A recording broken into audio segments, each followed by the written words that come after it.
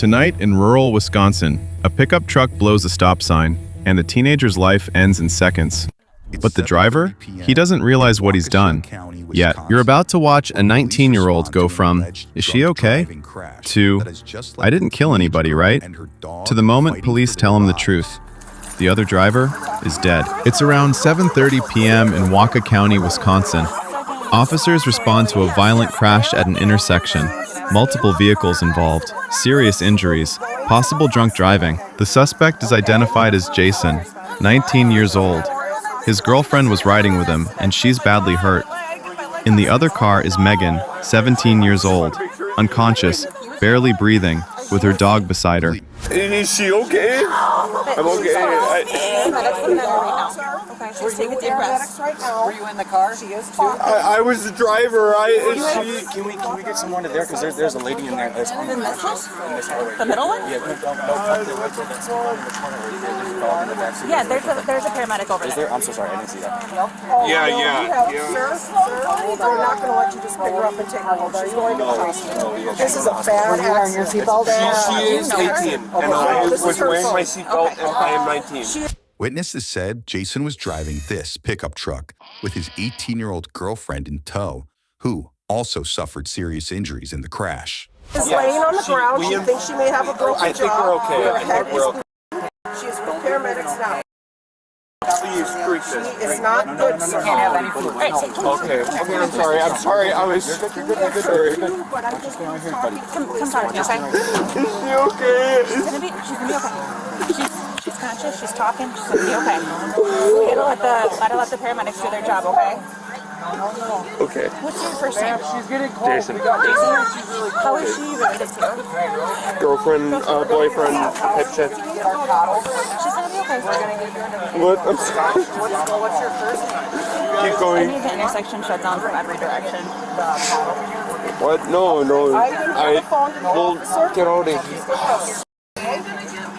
No, we're not gonna. I'm sorry. Standing, he's standing, he's moving around. I'm really cold. I'm really cold. You okay, buddy? Yeah. You got a lot of blood on you. Does anything hurt right now? I'm just a stupid boyfriend, I guess. What happened? I was just trying to take her home. Tell me what happened. I was trying to take her home, and then all of a sudden, I don't know what happened. Were you going this direction? Yes, I'm not some drunkard all the time. I don't think you are at all. And then I crashed. Is she okay? But you gotta let her be. You gotta let them do their job. The most important person that was in the accident, I believe, is standing over there next to She is. Yeah, it wasn't me. the vehicle right here. It wasn't me. He's the one that seems to be most impaired. Yeah, like communicative and stuff. I wasn't. Oh, that's not. I'm just supposed to you're in such shock. No. In the car, seen here, first responders find 17-year-old Megan Voss unconscious but breathing, with her injured dog Blue by her side. Megan was airlifted to a hospital where she was pronounced dead, and Blue was later put down due to the extent of his injuries. We're gonna definitely want you to get looked at, especially we got some. I know, but I So- really cannot afford. Don't worry about the money, buddy. Get your ID? That doesn't matter. That doesn't matter right now, okay? I am. I'm sorry. I just got f***ing hit by a semi-truck, okay, man? I got Give me a break. you. You're good, man. Just take a deep breath. We're gonna get you checked out by fire, okay? No, It doesn't cost you any money. It's gonna be paid for by the city. Okay. But right now, we need to get you taken care of. Okay, I'm getting it. It's You're just, okay. You're okay. Take a couple deep breaths. Yeah. Here, do you want me to look for it for you? It's somewhere in this pocket. I got I'm you. just- Okay. Fuck, You're okay. that's my security, or my social security. So in one of these, you said? It's somewhere in this wallet. Oh, right here. It's right here. Perfect. Here Thank go. you. Sorry, I'm so sorry. You're okay. You're okay, man. Go sit on this cot. Let them take a look at you, okay? I'm all.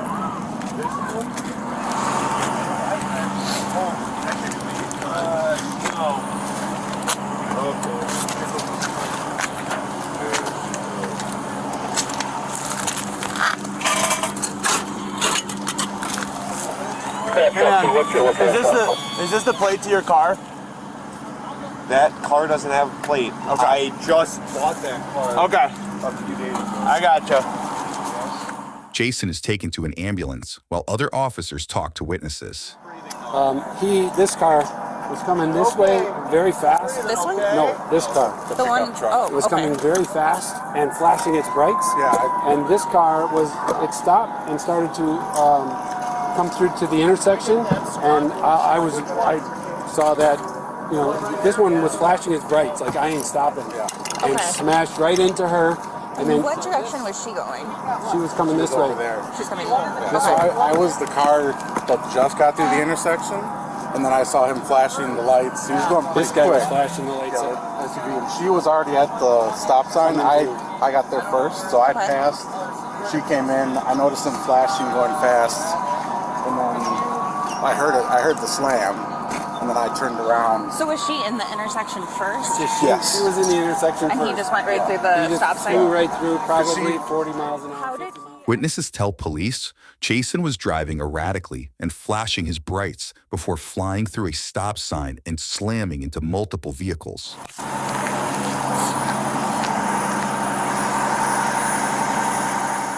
Next, we join Jason in the ambulance, where medics and investigators have a few questions for him. If you guys want to take, like, how much I was drinking tests or whatever, you can do that too. Meanwhile, other investigators get a chance to talk to a few of Megan's family members.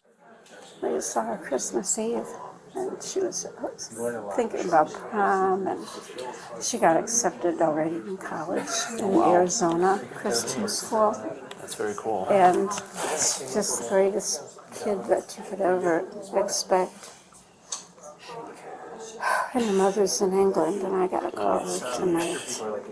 But Yeah, I mean, we don't want to dig or pry too much right now.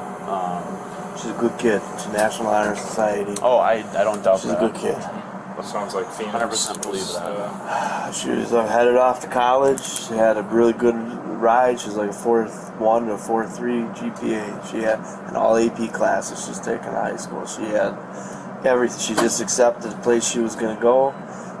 I can't explain it, but I got faith and I believe in Christ. Oh, absolutely. And I had 3 Bibles that arrived today that she bought and purchased for all of us. And they come today when me and Garrett come back from crunch at 6:15 in the morning. And she opened them and she put them in the rooms. What are you? Now, we rejoin Jason at the hospital, where he starts to come clean about tonight's events. And then he said her parents allowed me to drink with them, and my parents allowed it. So he was drinking with his girlfriend, probably his girlfriend and his parents. girlfriend and her parents? So Okay. he said he's a drunk piece of shit. So he's being very honest. Whoa! Crash! You should have rammed into him.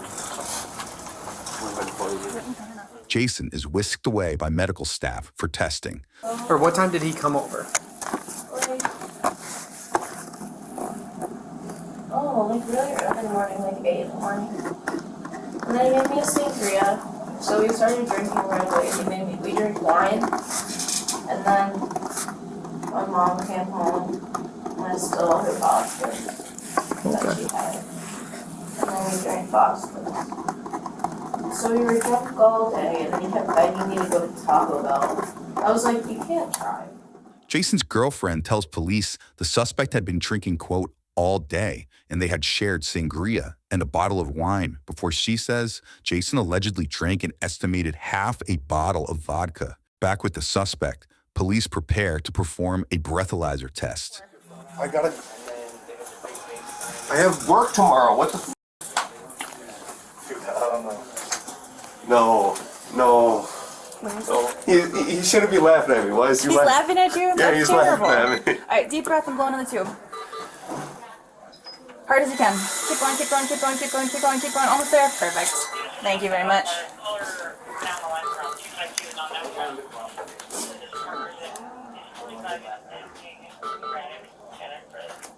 It's thinking.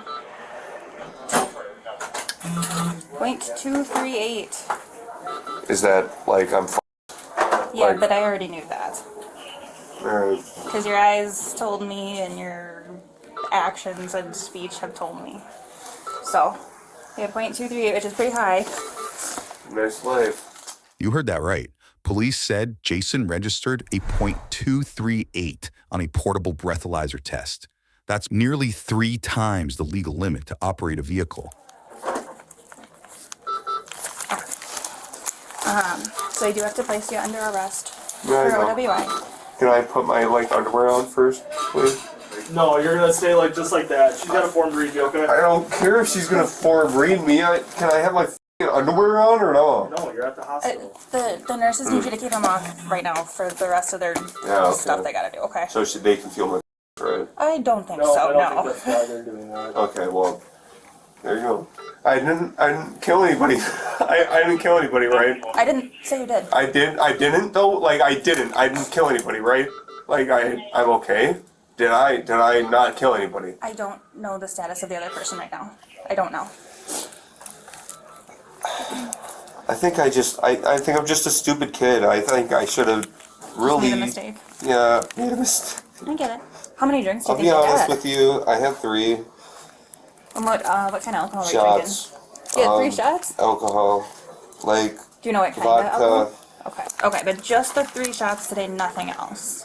and yeah. Are you sure? You can. I mean, I think .09 sounds about right for 3 shots. Well, but you weren't at .09, you were at .2 something. That's really high. That makes me think that you probably had more than just 3 drinks. So that's why I'm asking. And I just want you to be honest with me. I'm gonna lose my license. If I actually hurt someone else, and I deserve to get, my license taken away, all that, whatever.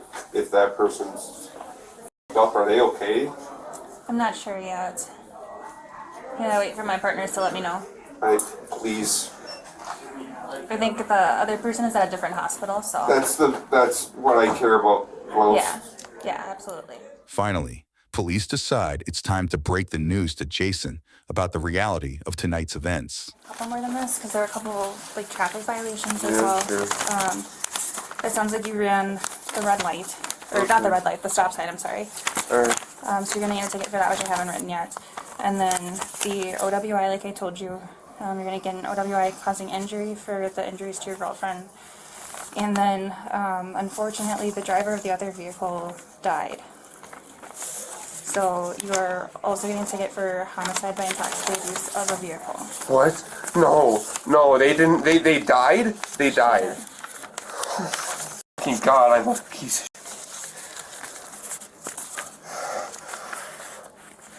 Holy shit. How old is she? Is she like 17? She was 17.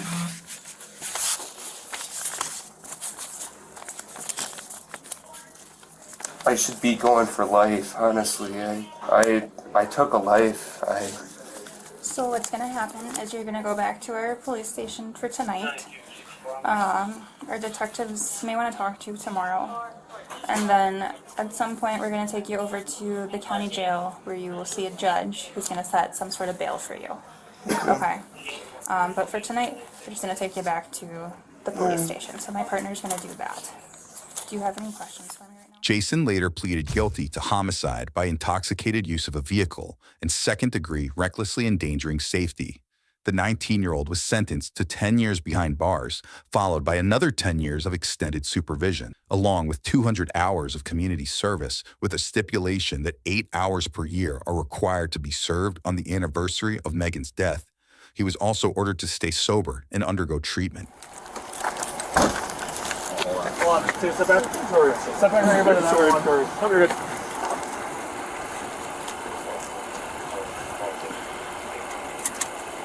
Alright, let's step there, man.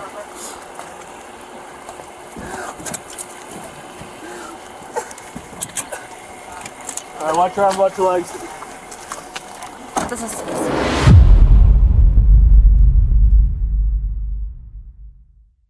What you just watched wasn't a single bad decision. It was a chain of small choices, each one stacking on top of the last, until there was no way back. By the time police notified Jason that the other driver had died, the crash itself was already long over. The investigation had been unfolding quietly in the background the entire time. Witness statements confirmed that Jason's truck approached the intersection at high speed, flashing its headlights and failing to stop. Physical evidence at the scene matched those accounts: vehicle damage, impact angles, and debris patterns. At the hospital, Jason's own statements became increasingly inconsistent. He moved from denial to partial admission to self-blame, often within the same conversation. And then there was the breath test. A blood alcohol concentration of 0.238 isn't borderline impairment. It's a level associated with severe loss of judgment, delayed reaction time, and a dramatically increased risk of fatal crashes. Legally, this is where everything changes. In Wisconsin, operating while intoxicated causing death doesn't require intent. It doesn't require malice. It requires only 3 things: intoxication, operation of a vehicle, and a death directly linked to that impairment. Once those elements are established, the outcome is no longer emotional, it's procedural. Jason later pleaded guilty. He was sentenced to 10 years in prison, followed by 10 years of extended supervision, mandatory treatment, and community service tied to the anniversary of Megan's death. For Megan's family, the sentence doesn't bring closure. For Jason, it marks the moment his life split permanently into before and after. Cases like this are uncomfortable to watch because there's no easy villain. Jason isn't portrayed as violent. He isn't aggressive toward police. He isn't trying to run. He's immature, he's reckless, and he's catastrophically unprepared to handle adult responsibility. That's what makes this footage so disturbing. Throughout the video, Jason fixates on the wrong things: hospital bills, embarrassment, whether he'll be arrested. Not because he doesn't care, but because his brain hasn't caught up yet. And when it finally does, it's too late.